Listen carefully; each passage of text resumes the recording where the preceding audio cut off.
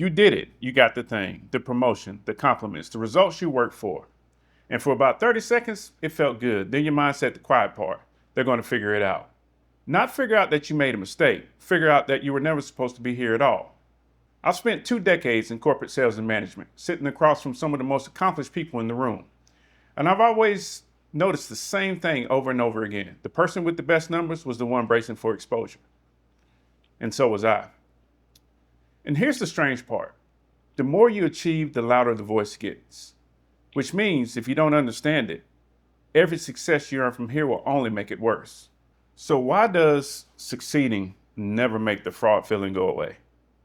Why can you stack up wins year after year and still feel like you're one bad meeting away from being exposed? Here's the real answer. Because imposter syndrome was never a self-esteem problem. It's a threat detection problem. Somewhere along the way, your nervous system learned that being seen as good was dangerous. That praise was just the setup before the fall. So now, every success doesn't register as safety. It registers as exposure. And by the end of this video, you're going to see exactly where that wiring came from, why competence can't fix it, and what actually can. Picture this. Someone gets pulled aside after a meeting. The manager says, "That was excellent work. You really impressed people in there today."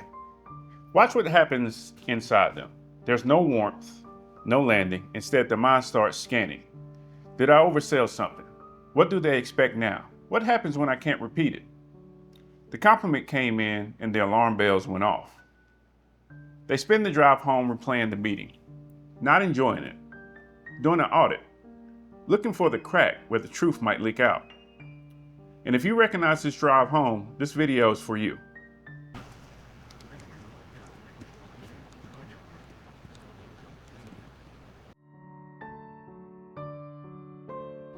Watch yourself do it.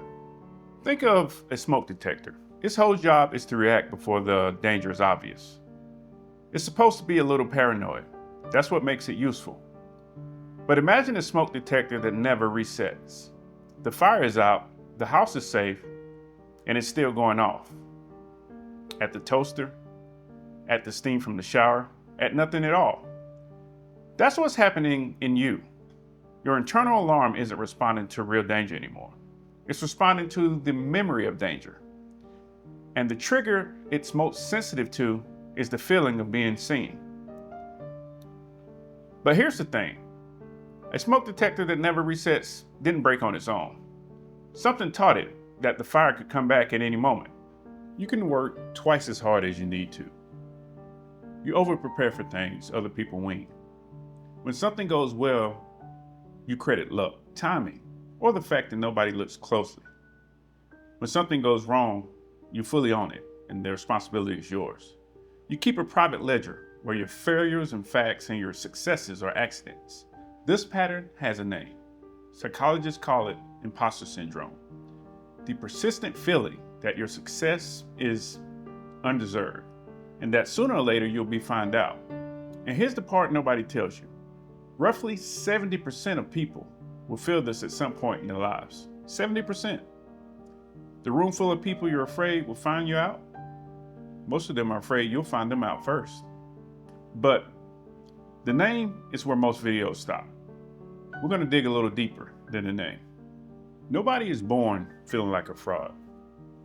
The feeling is learned, and usually learned early. Maybe you grew up somewhere approval was unpredictable. The same behavior that earned praise on Monday earned criticism on Thursday. So you can never relax into being good. Being good wasn't a state you reached. It was a performance you maintained, or maybe love came with conditions. You were celebrated for achievements, not for existing. Somewhere deep down, a rule got written. I am only safe as long as I keep performing. And a rule like that has a shadow side. If my worth comes from performing, then the real me, the one underneath the performance, must not be enough. And this is the part that matters. That's the seed, not a lack of confidence, a quiet conviction that the impressive version of you is a costume. And this is where it gets uncomfortable, because the system isn't just doubting you, it's actively rewriting your wins. Here's what most people miss. Imposter syndrome isn't a lack of evidence. You have the evidence, the results, the track record, the people who trust you. The problem is what your mind does with the evidence. Actually, try something right now. The last compliment you received, don't analyze it. Just watch what your mind is doing already, even as I'm talking. The reflex you just caught. That's the mechanism. Every win gets filtered out. That was low. The bar was low. They just don't know me yet. Every mistake gets amplified. See, that's the real me slipping through. Notice what's happening. Your mind isn't weighing evidence. It's protecting a belief. The belief that you're not enough got installed first. Everything since has been sorted out to fit it. That's why one piece of criticism outweighs 100 compliments. The criticism confirms the story. The compliment threatens it.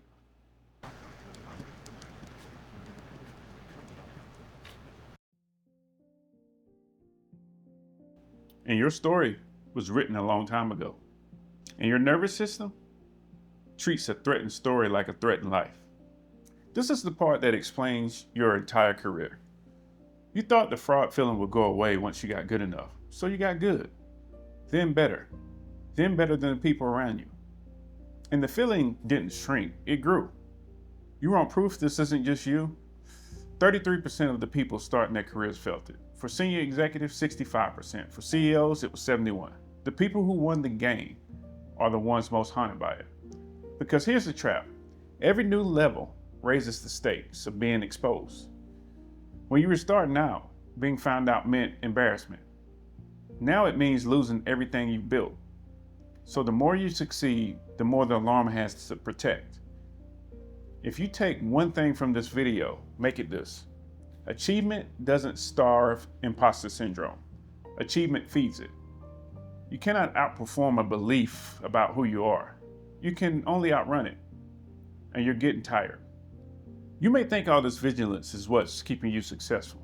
But at some point, the thing you think is protecting your career starts quietly taxing everything else. Here's what the fraud feeling actually costs. You over-prepare for everything. So you're exhausted in rooms where everyone else is relaxed. You can't take a compliment. So the people who admire you slowly stop telling you. You don't ask for help because asking feels like handing someone evidence. You don't celebrate because celebrating feels like tempting fate. And the deepest cost? You never actually arrive anywhere. Every finish line turns into a starting line the moment you cross it. You've built a life where safety is always one achievement away, which means safety never comes. That's not ambition. That's a nervous system that never learned how to rest. So here's something I'd like you to do this week. Don't change anything yet. Just watch. Count how many times you deflect a compliment, downplay a result, or hand your win to luck. You don't have to fix it. You just have to see it. Because you can't change a pattern you never watched yourself run.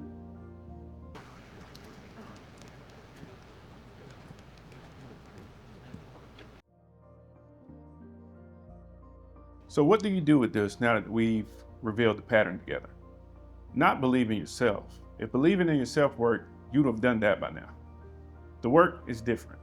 It starts with two questions. First, what was the feeling protecting me from?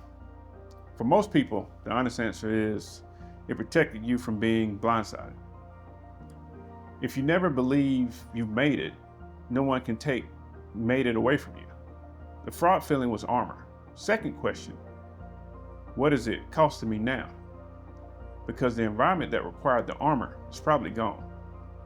The unpredictable approval, the conditional love, the rooms where you had to earn your right to exist. You're not in those rooms anymore, but your alarm system doesn't know that. So here's what the work actually looks like. The practice is small, but repetitive. When a win happens, you stay with it for 60 seconds before your mind flies under luck. When a compliment lands, you say thank you and nothing else. No deflection, no disclaimer. You let the evidence sit without rewriting it. It will feel wrong at first. The wrongness isn't a signal that you're lying to yourself. It's the sound of an old alarm, learning a new house. So let's go back to that voice, the one that says they're going to figure it out. You've been treating that voice like a judge. It was never a judge. It was a guard, posted at the door by a younger version of you, who learned that being seen was how you got hurt. The guard kept you safe, in a place you no longer live. You don't feel like a fraud because you're not good enough. You feel like a fraud because part of you never got the message that it's finally safe to be seen. You were never the imposter. You were the person who survived by hiding. And you don't have to hide to survive anymore.